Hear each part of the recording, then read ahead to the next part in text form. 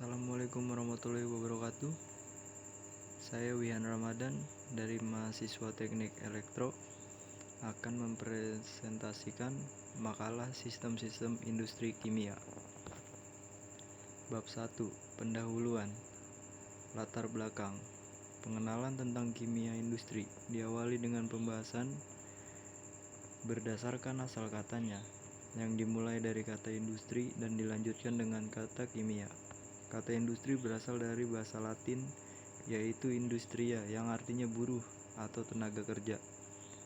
Dewasa ini, istilah industri sering digunakan secara umum dan luas, yaitu semua kegiatan manusia untuk memenuhi kebutuhan hidupnya dalam rangka mencapai kesejahteraan. Kegiatan industri sebenarnya sudah lama ada, yaitu sejak manusia berada di muka bumi ribuan tahun yang lalu, dalam tingkat yang sangat sederhana. Seiring dengan pesatnya perkembangan ilmu, pengetahuan, dan teknologi yang dimiliki manusia, kegiatan industri pun tumbuh dan berkembang semakin kompleks. Industri juga merupakan suatu proses yang mengubah bahan baku menjadi produk yang berguna atau mempunyai nilai tambah, serta produk tersebut dapat digunakan secara langsung oleh konsumen sebagai pengguna akhir, dan produk tersebut disebut dengan produk akhir. Selain itu, produk dari industri tersebut dapat juga digunakan sebagai bahan baku oleh industri lain, yang disebut juga sebagai produk antara. Kata produk dalam kimia industri tentunya melibatkan industri yang menghasilkan zat kimia, sedangkan bahan baku yang diproses dalam industri tersebut dapat diperoleh melalui proses penambangan, petrokimia, pertanian, atau sumber-sumber lain. Sedangkan kata kimia dapat diartikan sebagai suatu proses di mana sebelum dan sesudah proses terjadi perubahan identitas kimia yang ditandai dengan perubahan unsur-unsur penyusunnya dan atau perubahan massa molekulnya atau struktur molekulnya, di mana proses tersebut pada umumnya disebut dengan reaksi kimia. Bahan sebelum terjadi proses reaksi kimia disebut dengan reaktan. Hasil dari reaksi kimia tersebut disebut dengan produk. Sedangkan proses reaksi kimia yang memisahkan sebelum dan sesudah proses menggunakan simbol panah. Bab 2. Isi. Landasan teori. Industri adalah suatu kelompok usaha yang menghasilkan produk yang serupa atau sejenis, sedangkan produk adalah barang atau jasa yang ditawarkan oleh suatu usaha. Kegiatan industri bertujuan untuk menghasilkan suatu produk dengan spesifikasi tertentu. Dalam melakukan kegiatan proses produksi, diperlakukan bahan baku energi dan air, serta penolong lain. Kebutuhan bahan baku industri dipenuhi oleh sumber daya alam. Industri proses kimia adalah industri yang mengolah bahan baku atau bahan mentah menjadi suatu hasil atau produk dengan memanfaatkan proses-proses kimia. Proses-proses kimia yang dilakukan dalam industri proses kimia adalah reaksi kimia dan peristiwa kimia fisik. Peristiwa kimia fisik antara lain: 1. Pencampuran molekuler bahan-bahan dengan rumus dan struktur molekul yang berlainan. 2. Pengubahan fase, antara lain penguapan, pengumbunan, pengkristalan. 3. Perpisahan campuran menjadi zat-zat penyusunnya yang lebih murni. Termasuk ke dalam industri proses kimia adalah industri kimia dasar, yaitu industri proses kimia yang menghasilkan produk zat kimia dasar seperti asam sulfat dan amonia.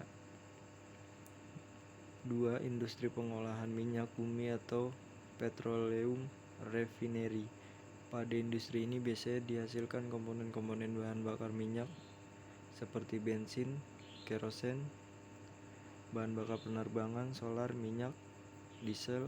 Di samping itu dihasilkan juga produk-produk selain komponen bahan bakar minyak non-BBM seperti pelumas, wax, aspal, solvent, maupun produk petrokimia. 3. Industri petrokimia, yaitu industri yang mengolah zat atau bahan yang berasal dari fraksi minyak bumi seperti etilen dan propilen.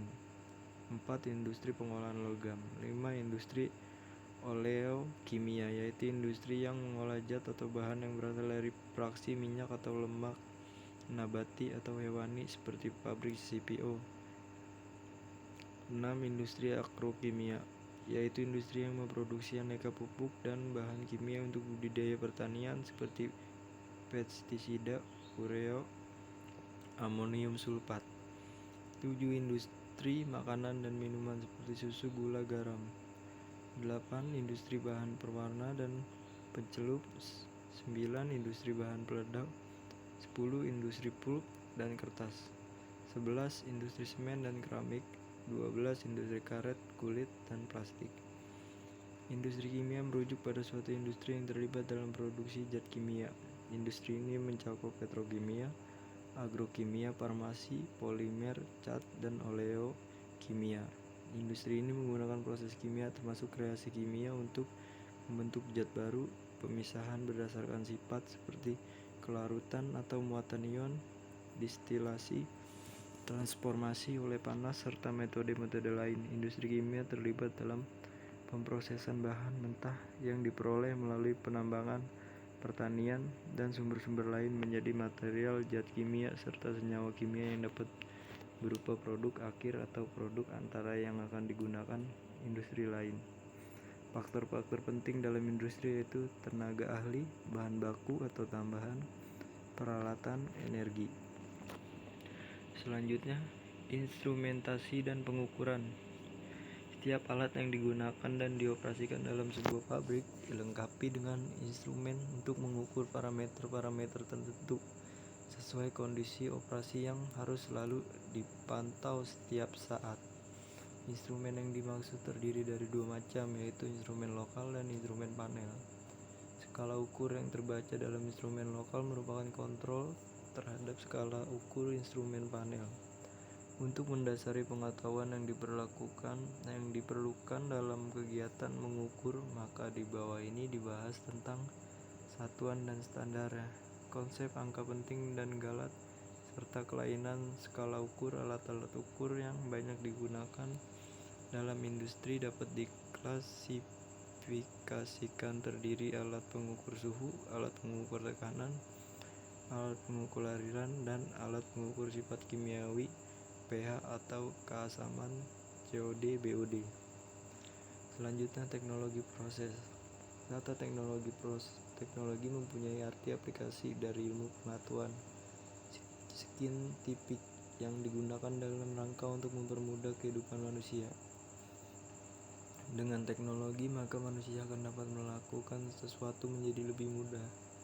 Sedangkan proses secara umum merupakan perubahan dari masukan input, dalam hal ini bahan baku, setelah melalui proses maka akan menjadi keluaran output dalam bentuk produk.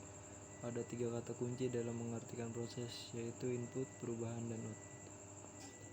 Dengan demikian, teknologi proses merupakan aplikasi dari ilmu pengetahuan untuk merubah bahan baku menjadi produk atau bahan yang mempunyai nilai lebih, di mana perubahan dapat berupa perubahan yang bersifat fisik maupun perubahan yang bersifat kimia dalam skala besar atau disebut dengan skala industri.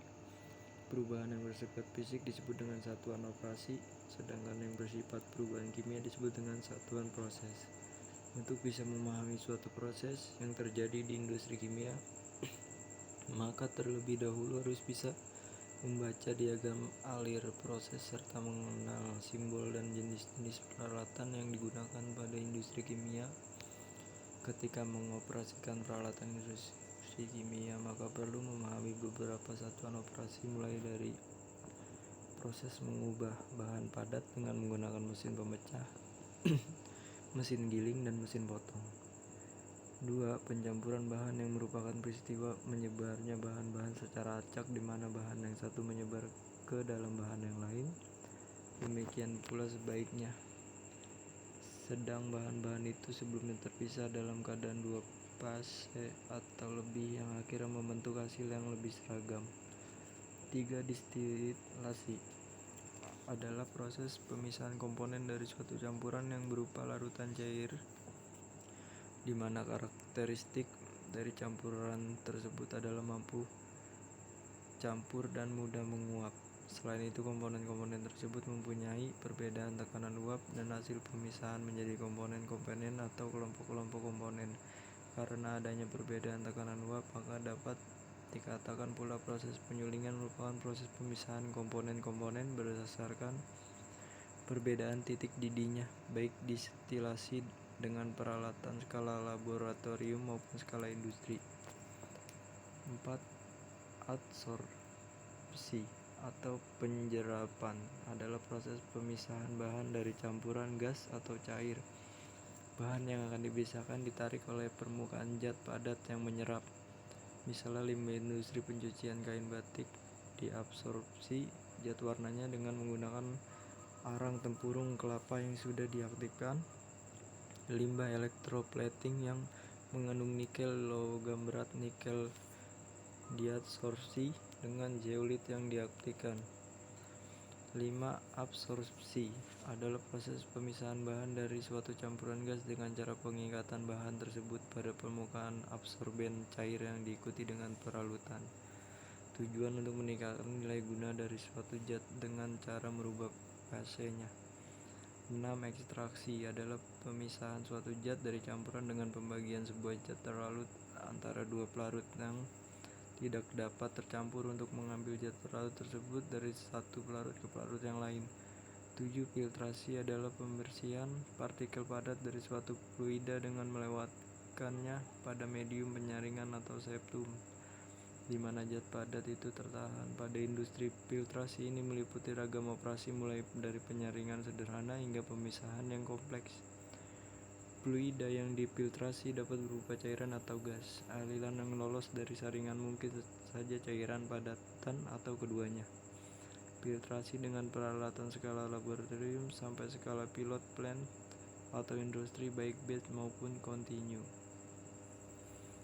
8. Operasi evaporasi atau penguapan pada dasarnya merupakan operasi penindihan khusus di mana terjadi proses perpindahan panas dalam cairan mendidih. Tujuan operasi evaporasi adalah untuk memperoleh larutan pekat dari larutan encer dengan jalan pendidihan dan penguapan. 5. Penukar panas atau dalam industri kimia populer dengan istilah bahasa Inggrisnya heat exchanger adalah suatu alat yang memungkinkan perpindahan panas dan bisa berfungsi sebagai pemanas maupun sebagai pendingin. Satuan proses kimia merupakan proses yang melibatkan reaksi kimia dan katalis. Reaksi kimia merupakan suatu proses di mana bahan sebelum diproses disebut dengan reaktan dan hasil produk. Lambang dari reaksi kimia sebelum dan sesudah proses menggunakan tanda panah. Faktor-faktor yang mempengaruhi kecepatan reaksi adalah ukuran partikel atau zat, suhu, dan katalis. Jenis-jenis reaksi kimia yang banyak digunakan di industri adalah reaksi katalitik, reaksi dengan katalis, dan reaksi netralisasi.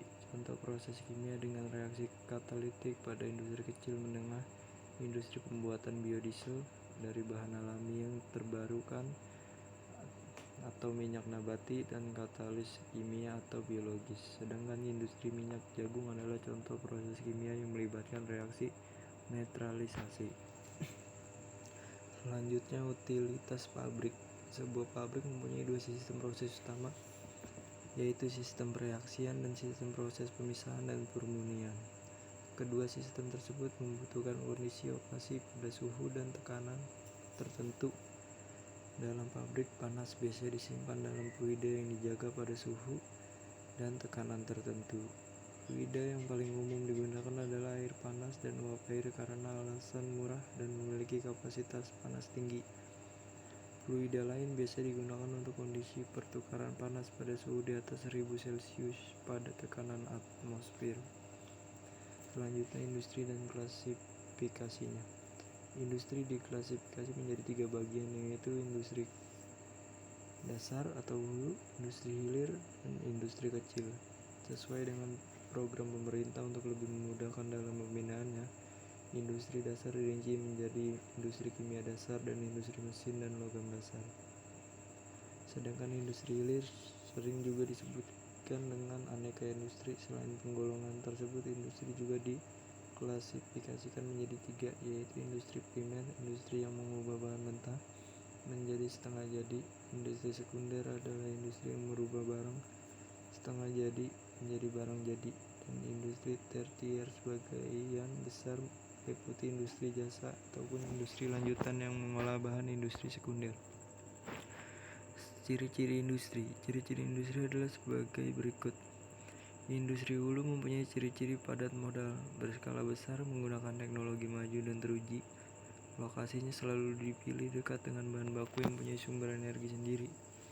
Dan pada umumnya lokasi ini belum pembangunan, karena itu diperlukan perencanaan yang matang beserta tahapan pembangunan mulai dari perencanaan sampai operasional. Input bahan baku, nilai ekonomis, tenaga kerja tidak ekonomis, mesin dan peralatan, limbah, industri primer, industri sekunder, industri tersier. Output, proses, produk utama, produk sampingan, limbah. Selanjutnya, industri sebagai sumber pencemaran. Fungsi industri mengolah input menjadi output. Sebagai input meliputi bahan baku, bahan penolong, tenaga kerja mesin, dan tenaga ahli, dan lain-lain. Pilihan klasifikasinya industri tergantung pada jenis bahan baku, sehingga pengelompokannya dapat dilakukan dengan mudah. Apakah suatu industri itu termasuk dalam kelompok industri primer, sekunder, ataupun tersier? Untuk beberapa hal, industri primer dapat diidentifikasi sebagai industri hulu, karena pada dasarnya industri itu mengolah bahan baku menjadi bahan setengah jadi, seperti pengolahan hasil pertanian, perkebunan, pertambangan, dan obat-obatan. Sebagai output industri diklasifikasikan produk utama, sampingan, dan limbah yang dapat diuraikan menjadi limbah bernilai ekonomis dan non-ekonomis. Penyelidikan sumber pencemaran dapat dilaksanakan pada input, proses, maupun pada outputnya dengan melihat jenis dan spesifikasi limbah yang diproduksi. Bagan 1. Menggambarkan hubungan antara suatu kegiatan dengan kegiatan lain yang terdapat kemungkinan limbah diproduksi. Pencemaran yang ditimbulkan industri karena ada limbah keluar pabrik mengandung bahan beracun dan berbahaya. Bahan penyempar keluar bersama bahan buangan melalui media udara, air, dan bahan padatan. Bahan buangan yang keluar dari pabrik masuk dalam lingkungan dapat diidentifikasi sebagai sumber pencemar. Sebagai sumber pencemar perlu diketahui jenis bahan pencemar yang keluar, jumlah dan jangkauannya. Antara pabrik satu dengan yang lain berbeda jenis dan jumlahnya tergantung pada penggunaan bahan baku, sistem proses, dan cara kerja karyawan dalam pabrik.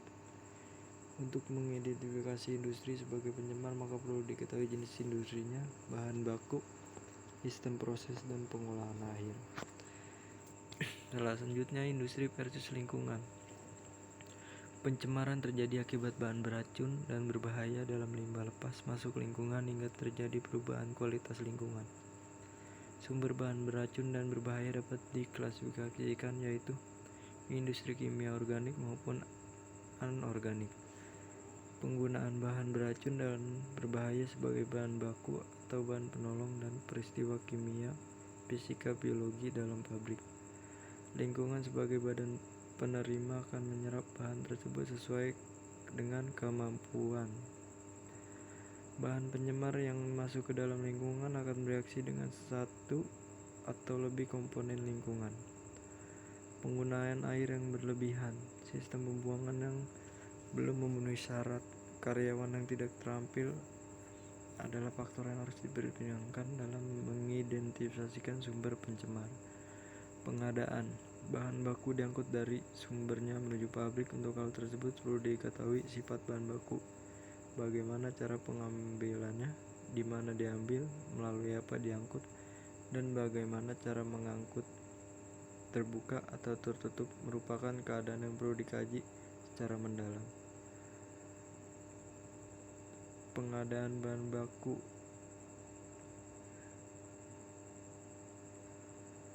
diangkut dari sumbernya menuju pabrik. Pra-proses. Di antara bahan baku memerlukan proses pendahuluan sebelum dilakukan pengolahan. Bahan baku kayu untuk plywood perlu dipotong-potong dahulu lalu dicuci. Pencucian memerlukan banyak air dan menimbulkan lumpur. Proses. Pada waktu proses berlangsung perlu diteliti bagian banyak menggunakan air, menghasilkan bahan buangan, antara bocoran dan jenis mesin yang dipergunakan. Produk. produk suatu pabrik secara rinci dapat diklasifikasikan menjadi produk utama, produk sampingan, produk antara, dan buangan. Kualitas lingkungan pada suatu periode dan lokasi tertentu perlu diketahui dalam kaitannya dengan perencanaan proyek industri. Setiap industri yang akan berdiri pada lokasi tersebut harus mengetahui kondisi lingkungan sehingga kehadiran pabrik tidak menyebabkan rusaknya lingkungan. Hubungan antara kualitas dan daya dukung lingkungan serta kualitas limbah merupakan hubungan yang saling ketergantungan dan perlu distandarkan. Selanjutnya, daya lingkungan. Lingkungan secara alami memiliki kemampuan untuk memulihkan keadaan. Pemulihan keadaan ini merupakan suatu prinsip bahwa sesungguhnya lingkungan itu senantiasa harus menjaga keseimbangannya. Sepanjang belum ada gangguan paksa, maka apapun yang terjadi lingkungan itu sendiri tetap bereaksi secara seimbang. Perlu ditetapkan daya dukung lingkungan untuk mengetahui kemampuan lingkungan menetralisasi parameter pencemar dalam rangka pemulihan kondisi lingkungan seperti semula. Tanaman tertentu menjadi rusak dengan adanya asap dari suatu pabrik, tapi tidak sebagian tanaman lainnya. Contoh lain, dengan buangan air pada suatu sungai mengakibatkan peternakan ikan mas, tidak baik pertumbuhannya, tapi cukup baik untuk ikan lele dan ikan gabus. Berarti daya dukung lingkungan untuk kondisi kehidupan ikan mas berbeda dengan daya dukung lingkungan untuk kondisi kehidupan ikan lele dan gabus. Kenapa demikian? Tidak lain karena parameter yang terdapat dalam air tidak dapat dinetralisasi lingkungan untuk kehidupan ikan mas. Ada saatnya makhluk tertentu dalam lingkungan punya kemampuan yang luar biasa beradaptasi dengan lingkungan lain, tapi ada kalanya menjadi pasif terhadap faktor luar. Jadi faktor daya dukung tergantung pada parameter pencemar dan makhluk yang ada dalam lingkungan. Selanjutnya, kualitas lingkungan. Pengaruh pencemar lingkungan diukur dengan perubahan kualitas lingkungan. Kualitas lingkungan ditetapkan pada suatu proses dan tempat tertentu. Kualitas adalah suatu numerik yang ditetapkan berdasarkan situasi dan kondisi tertentu dengan mempertimbangkan berbagai faktor yang mempengaruhi lingkungan. Kualitas lingkungan mengalami perubahan pada suatu periode tertentu sesuai dengan interaksi komponen lingkungan. Dengan adanya kegiatan baru dalam lingkungan, timbul interaksi baru antara suatu kegiatan atau lebih dengan satu atau lebih komponen lingkungan. Interaksi tersebut menyebabkan saling mempengaruhi dan pada gilirannya akan menimbulkan dampak positif maupun negatif. Masuknya limbah pada lingkungan dan katakanlah air buangan pabrik kelapa sawit masuk pada badan air tentu akan menimbulkan perubahan sekecil apapun sekalipun. Perubahan ini dapat membuat air menjadi keruh, berwarna, berbau, dan sebagainya, atau sebaliknya tidak menimbulkan pengaruh yang berarti. Bila limbah tidak memberikan perubahan kondisi air, berarti badan air masih mampu menetralisasinya, artinya kualitas air belum mengalami perubahan yang berarti, dan dengan demikian makhluk-makhluk dan tanaman dalam air hidup tentram biasa. Perlunya penetapan kualitas lingkungan adalah salah satu upaya untuk memantau kondisi lingkungan dan perubahannya akibat suatu kegiatan baru. Nilai kualitas ini berkaitan erat dengan kualitas limbah. Kualitas lingkungan diukur dari berbagai komponen yang ada dalam lingkungan, termasuk toleransinya. Selanjutnya, limbah industri. Limbah adalah buangan yang kehadirannya pada suatu saat dan tempat tertentu tidak dikehendaki lingkungannya. Karena tidak mempunyai nilai ekonomis, limbah mengandung bahan pencemar yang bersifat racun dan bahaya. Limbah ini dikenal dengan limbah B3, bahan beracun dan berbahaya. Bahan ini dirumuskan sebagai bahan dalam jumlah relatif sedikit tapi mempunyai potensi mencemarkan atau merusak lingkungan, kehidupan, dan sumber daya. Sebagai limbah, kehadirannya cukup mengkhawatirkan, terutama yang bersumber dari pabrik industri. Bahan beracun dan berbahaya banyak digunakan sebagai bahan baku industri maupun sebagai penolong. Beracun dan berbahaya dari limbah ditunjukkan oleh sifat fisik dan kimia bahan itu sendiri, baik dari jumlah maupun kualitasnya.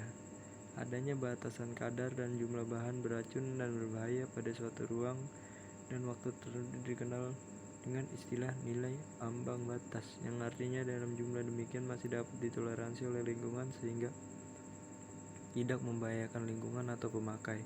Karena itu untuk tiap jenis bahan beracun dan berbahaya telah ditetapkan nilai ambang batasnya. Tingkat bahaya keracunan disebabkan oleh limbah bergantung pada jenis karakteristiknya, baik dalam jangka pendek maupun jangka panjang. Dalam jangka waktu relatif singkat tidak memberikan pengaruh yang berarti, tapi dalam jangka panjang cukup fatal bagi lingkungan.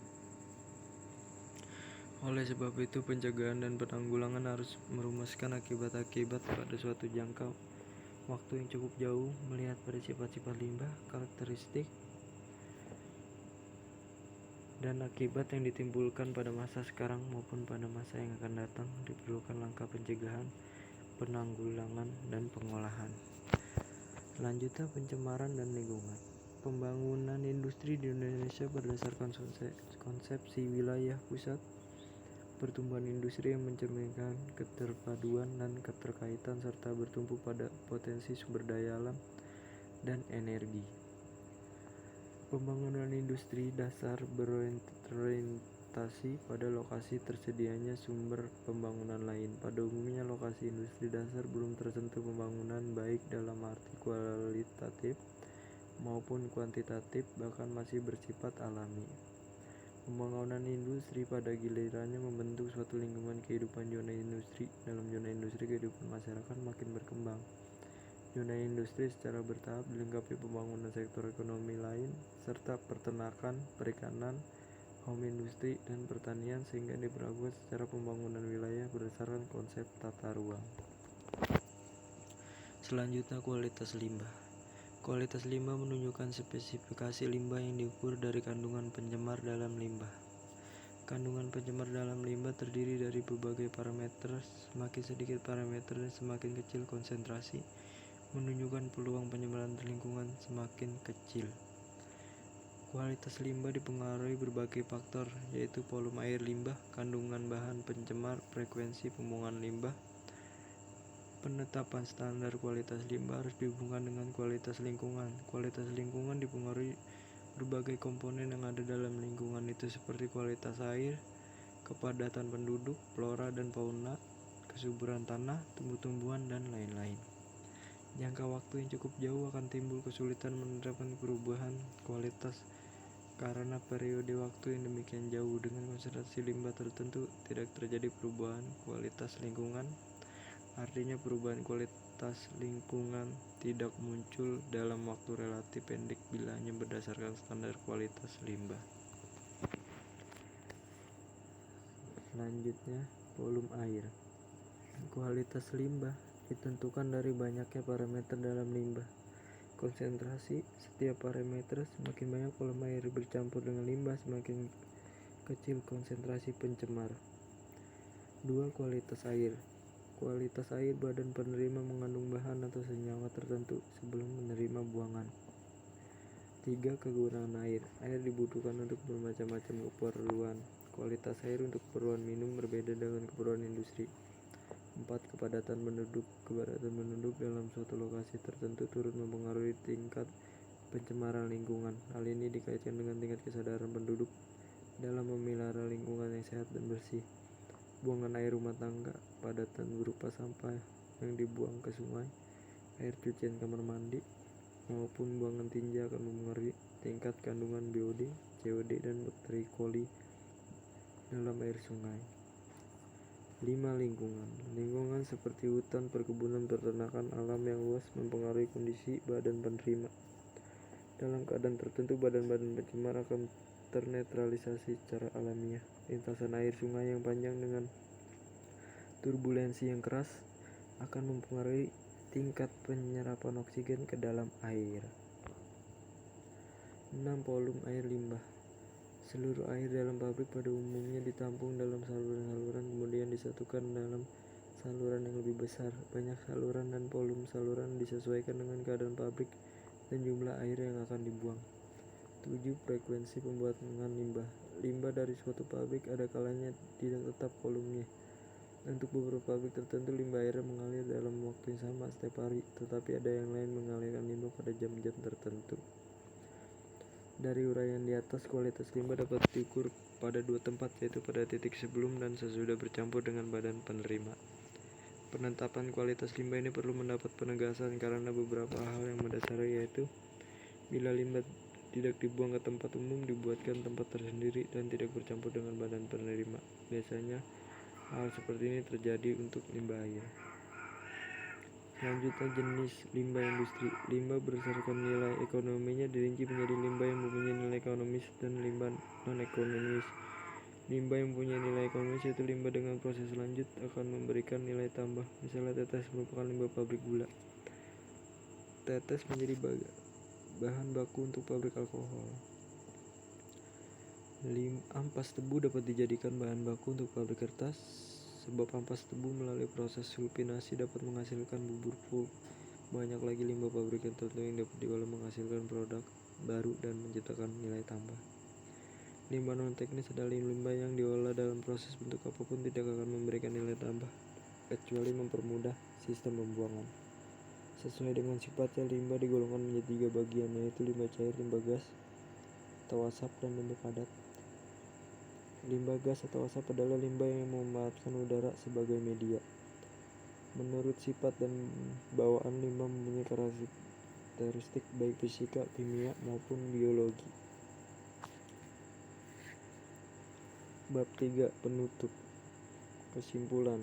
Industri adalah suatu kelompok usaha yang menghasilkan produk yang serupa atau sejenis. Sedangkan produk adalah barang atau jasa yang ditawarkan oleh suatu usaha. Kegiatan industri bertujuan untuk menghasilkan suatu produk dengan spesifikasi tertentu. Dalam menguatkan kegiatan proses produksi diperlukan bahan baku, energi, dan air serta penolong lain. Kebutuhan bahan baku industri dipenuhi oleh sumber daya alam. Saran, meskipun memiliki industri bahan baku yang melimpah, namun perkembangan industri ini masih kalah dibandingkan dengan negara tetangga seperti Malaysia yang kapasitas produksinya mencapai 2 kali lipat dari Indonesia. Oleh karena itu perlu diperluas dan dipelihara lahan perkebunan di Indonesia sebagai kebun kelapa sawit karena dapat digunakan sebagai bahan baku industri oleokimia dan hasil produksinya baik untuk kategori pangan ataupun non-pangan bagi kebutuhan utama masyarakat banyak. Terima kasih.